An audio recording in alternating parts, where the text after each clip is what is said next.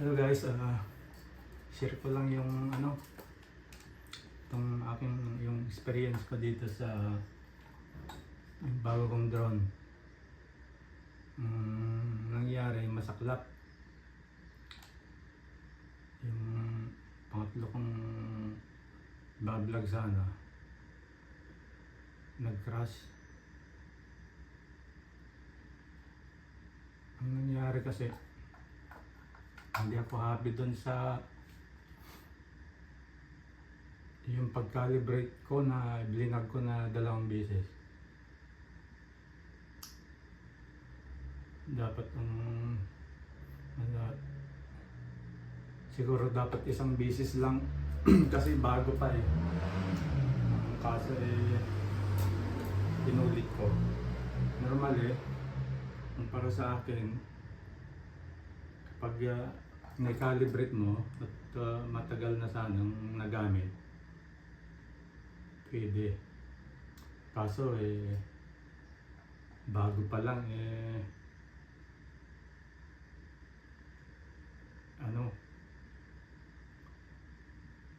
inuulit mo ulit na i-calibrate,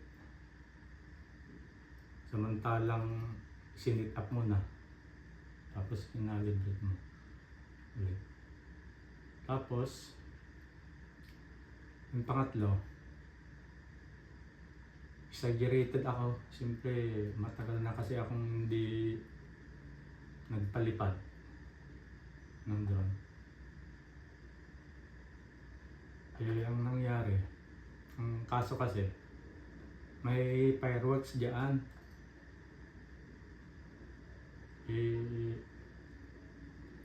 Gusto kong magpalipad.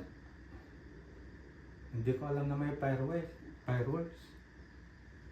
Kaya imbis na pupunta sana ako sa taas, hindi na.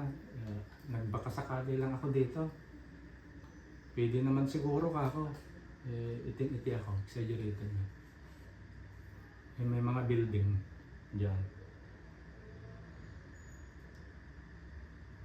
Saka bago yun, nung dito pala, pinipindot ko yung, siyempre, na, anong tawag doon?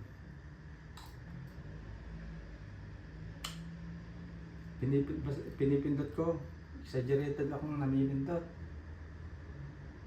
Nagsasalita doon sa controller, GPS not mode, GPS not mode. Langsin, bakit kaya? Tapos nung napindot ko, altitude, nawala yung nagsasalita GPS mo. Tapos yan, may fireworks. Hindi ko alam. Yun, exaggerated. Lumabas na. Kung magpalipad para may video. May mga building dito lang sa parang may mga building dito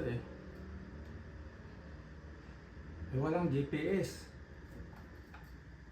Walang GPS. Pero may fireworks na. Paano ito kako? Kahit saan ko ilipat, wala. Nagtataka ako dun. Walang GPS.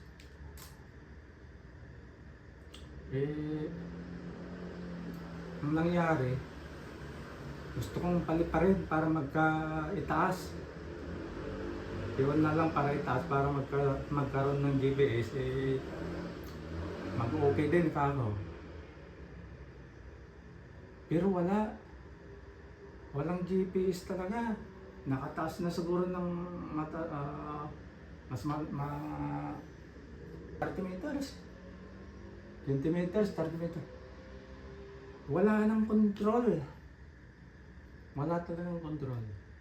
Ewan ko, hindi ko makontrol doon sa Wala kusang umatras, abante.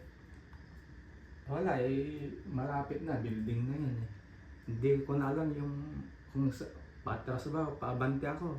Pero gumagalaw siya, hindi ko na makontrol. Kaya umatras siya. Hindi ko makontrol, walang GPS. Ayun o, nadali mga 50 meters lang siguro yun. 50 meters lang. Bumagsak. Pero walang GPS. Ganun pala yun. Pag wala talagang GPS, huwag na nating pilitin. Eh, ang kaso, ako naman iting-iting magpalipad, makuhanan ng video yung fireworks. Ayun tuloy. Kaya yung mga nanonood sa dito sa video ko, wag na tayong wag niyo akong gaya magpalipad na walang GPS. Hindi talaga maganda kaya sa mga doon sa dito lang sa mga building kasi may mga dito diyan kasi yung mga antenna, yung nag-block sa mga controller, yung parang bawal ba magpalipad dyan sa party nila kasi may mga antenna. Yan. Ayan o.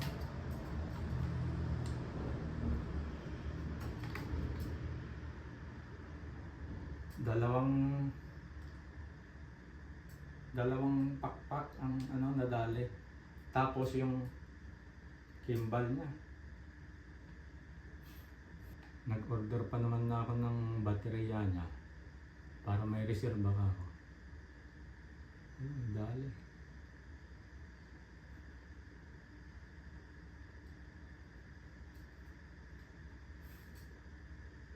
Wala, iting-iti ako na magpalipad kasi. May fireworks pa naman. Ako siguro, bakit sa labas na? Nagtataka ako pero yung DJI ko noon, dyan lang sa tirasan namin, may GPS. Pwede. Pero nung labas na ako, walang GPS. May something yung error talaga. Yung pagpalipad ko na 2 beses na kinakalibrate ko pa rin.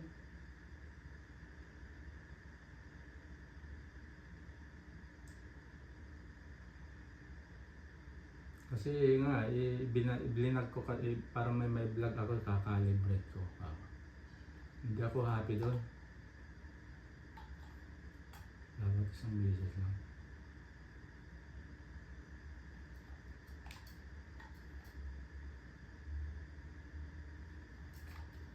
Kaya ito hindi ko na nasimbulin. Bibili na lang ako ulit ng ganito. Ayaw ko nang asimbulin. Kung sino na lang yung may nagkaka-interesado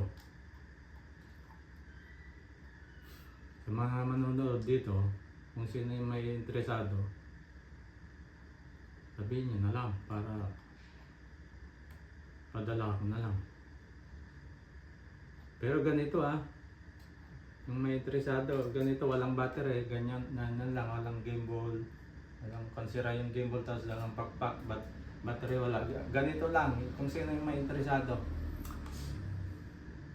Kaya nang bahalang magbigay ng price.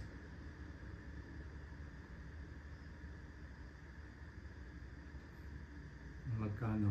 Kung may time kayo, siyempre kapag mahaba kasi yung time mo naman, yun sa Pilipinas, madali lang. Yung gimbal tapos itong pakpak.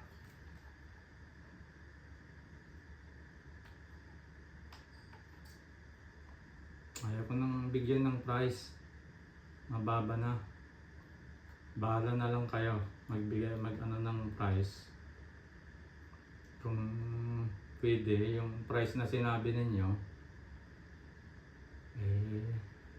papadala ko. Pero yung pagpapadala sa inyo, yung price lang ang sasabihin ninyo.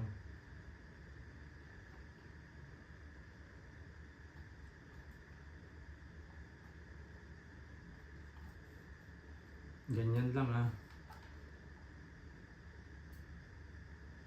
Pero itong ano niya, kukunin ko. Itong, ang tawag dito.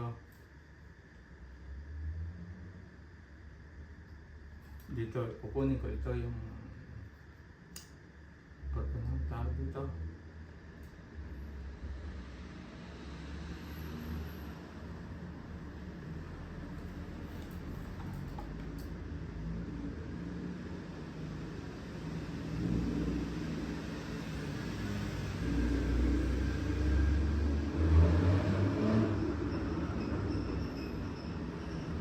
Pag nagpapalipat ka, yung mag 360, yung angle, 360 degree angle na sinasabi yung para hindi magka-crash. Ito po kung ito. Radar. Ano?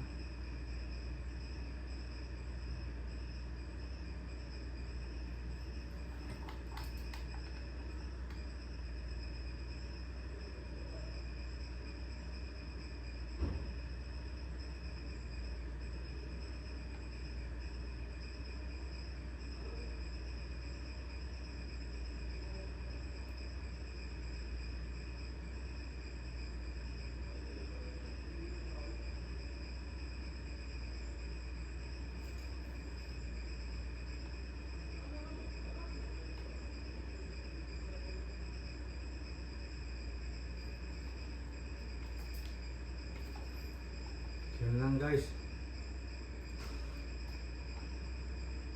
Ciao.